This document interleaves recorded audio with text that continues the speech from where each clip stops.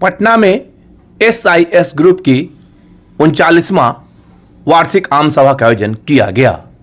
AGM की अध्यक्षता में समूह के संस्थापक अध्यक्ष एवं पूर्व राज्यसभा सांसद RK सिन्हा ने कहा कि अपने अथक प्रयास एवं काम में पारदर्शिता के कारण आज SIS भारतवर्ष में नीति सुरक्षा प्रदान करने वाली कंपनियों एवं सुविधा प्रबंधन प्रदाता कंपनियों में प्रथम स्थान पर है।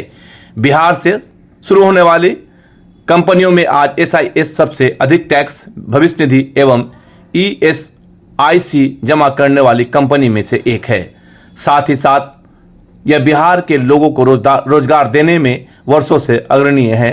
RK सिन्हा ने बताया कि इस साल SIS बिहार के लोगों के लिए 10,000 नए रोजगार देने का लक्ष्य रखा है। SIS ने बिहार में अपने 2 प्रशिक्षण केंद्र खोल रखे हैं, जिसमें बिहार के लोगों को कौशल विकास पर कार्य करने और उन्हें रोजगार देने के लिए तैयार किया जाता है। किसी भी ब्रांच में या किसी भी प्रशिक्षण केंद्र में अगर चले जाएंगे तो हमारे यहाँ एक सिस्टम है जिसमें कि हम तत्काल उनका टेस्ट लेते हैं। उनका हाइट, वेट, चेस्ट, मेडिकल और एक कंप्यूटराइज्ड एक टेस्ट का सिस्टम है। वो बैठ के अपना कंप्यूटर पे जवाब दे सकता है। अगर कंप्यूटर नहीं जानता है तो ऐसे बैठ के लिख सकता है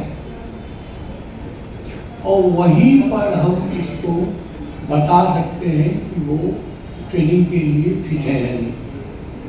अगर वो ट्रेनिंग के लिए फिट है तो नियरेस्ट ट्रेनिंग सेंटर में जाकर ट्रेनिंग ले सकते हैं। इसके लिए क्या चार्ज देना होगा जी?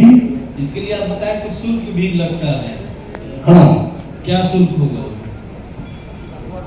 ट्रेनिंग लेने का जो खर्च होता है 1 माह का, रहने का, खाने का और वर्दी का, ये उसको देना पड़ता है। ट्रेनिंग जो है वो फ्री है। ट्रेनिंग हमारे तरफ से फ्री है। हमारे इंस्ट्रक्टर्स बाकी फैसिलिटी वो फ्री है। हम लोगों ने कभी भी सरकार पे डिपेंड होकर काम करने का शुरू से सोचा भी नहीं था और उसकी इच्छा भी नहीं रखते हैं। लेकिन जो सरकारें अपने अपने इलाकों में हमारे प्रशिक्षण केंद्र खोलने के लिए हमें सुविधाएं कुछ प्रदान करती हैं, तो निश्चित है कि यदि हम कहीं पर भी ट्रेनिंग सेंटर खोलेंगे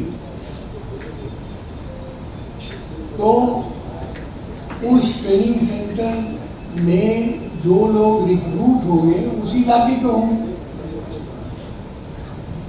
प्रशिक्षण जो प्राप्त करेंगे उसी इलाके के लोग रहेंगे, तो उनको एश्योर्ड एम्प्लॉयमेंट मिलेगी, तो भी उसी इलाके के होंगे। लेकिन मेरे ख्याल से बहुत कम राज्य हैं यहाँ पर कि लोग ऐसा करते हैं। सभी जगह हमको अपनी व्यवस्था में करना पड़ता, हम करते हैं। हम बहुत उसमें सुखी हैं, कोई दिक्कत नहीं। मैं सरकारी योजनाओं से थोड़ा दूर रहता हूँ,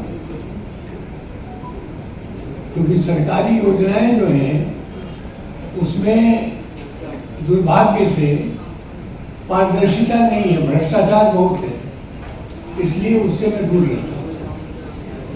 दूसरी चीज ये है कि सरकारी योजनाओं पे डिपेंडेंट होने का मतलब है कि आप खुद अपने पैर पे कुल्हाड़ी मार रहे हैं। फिर आप कभी अपने वजन पे आप पैर को जमीन पे रख के चल नहीं पाए। इसलिए मैं शुरू से उससे थोड़ा सा डिस्टेंस बना कर रहा कि मैं सरकार में रहा भी हूँ, मेंबर ऑफ पार्लियामेंट भी रहा हूँ, लेकिन मैं जानता हूँ कि सरकारी योजनाओं में क्या है। इसलिए मैं अपने अफसरों को भी कहता हूँ कि आप अपने बल पे करो जो कर रहे हैं। बिहारी कर्मियों में रोजगार की संभावना रहता है। आज भी हमारे यहाँ आप जो आप देखेंगे तो चूंकि हमने बिहार में काम शुरू किया तो आज हमारे अधिकारी वर्ग में भी ज़्यादातर बिहार के लोग हैं।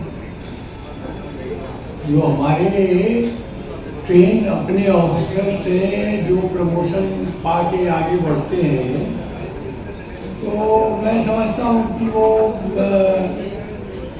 उनकी संख्या में मेजॉरिटी बिहारी है, बहुत बड़ा प्रतिशत बिहार का है।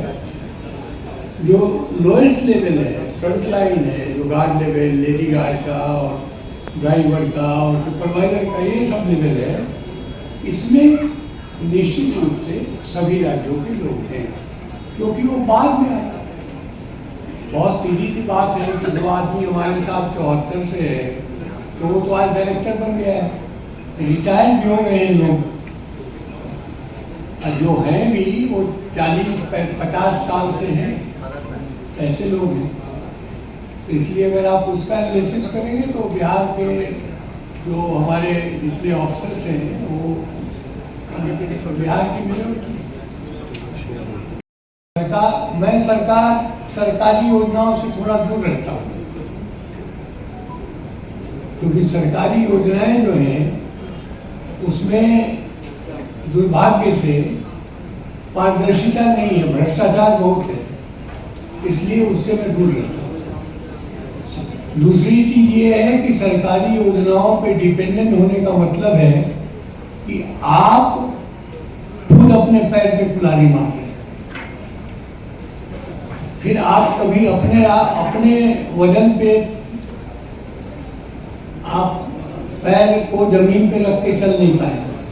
इसलिए मैं शुरू से उससे थोड़ा सा डिस्टेंस बना कर, हालांकि मैं सरकार में रहा भी हूँ, मेंबर ऑफ पार्लियामेंट भी रहा हूँ, लेकिन मैं जानता हूँ कि सरकारी योजनाओं में क्या है।